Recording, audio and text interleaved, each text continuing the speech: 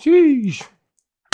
Kia ora and welcome back to the channel. You guys asked for it, my content plan, but I'm going to call this video How I Made My Award-Winning Album, Raplist. Now strap in. This is going to be intense. And for the sake of the video, I'm not going to go into the music production side of things. This will be strictly the content planning. As always, if you guys are interested in the music production side of things, I'll do that in another video. Just comment below that you guys are interested.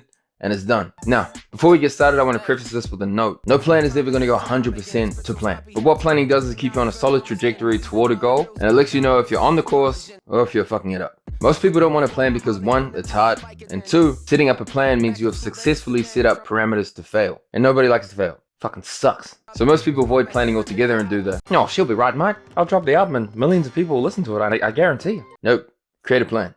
Okay, what did I do first? The best way to do this accurately is to go by date, so let me take you back. February 2020. I began writing the album Raplist. During my time writing the album, I applied for New Zealand On Air project funding. Just a quick side note. Before that, I never really went for funding, but due to COVID and the uncertain times, I decided to go with it. I finished the album in May 2020 and began the beginning stages of planning what singles to drop, release dates, music videos, what gigs to play, etc. And then on the 29th of June, I received the project funding from New Zealand On Air. Yeah, good stuff. I'm gonna turn the light on. Hold on. That didn't do shit, did it? Anyway, but keep this in mind, even if I didn't receive the funding, I still would have implemented the plan. I always try to plan with the intention of finishing regardless of circumstance, so if anything it was a bonus, it wasn't a necessity. But still, very grateful. Thanks, NZ on it. Can I have some more or something? Now, July 1st, I started planning the music video to the first single off the album called 2 Grams. I got as many close friends as I could available, actors, the venue was from a family friend, and we planned to shoot on August 12th, with the songs released set for 21st of August 2020.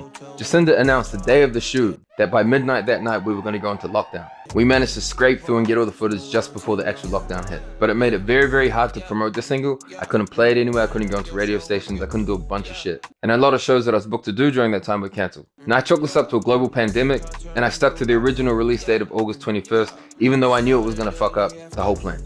As a contingency, I decided to get my band together and do kind of like a Zoom performance online thingy as a means to promote the single with the limited things I could do. It's at this point I should mention, I directed and edited the videos myself, all the Zoom calls, the mixing, the mastering of the songs. So if it sounds like I'm brushing over this quite quickly, I'm not meaning to. It took over 3 years of studying previously Premiere Pro and After Effects to be able to do all this stuff, and hopefully that gives you a little insight to how much work is actually put in. Anyway, after releasing 2 Grams and not much that I could do in the post-campaign side of things because of COVID, I began to plan the next release prematurely. Help Me Out featuring Sons of Zion. It was originally scheduled for November 15th, but I brought it forward to October 15th, almost a month earlier. From there, I announced Help Me Out's release on my Instagram 20 days after 2 Grams dropped. That's honestly the perks of being independent.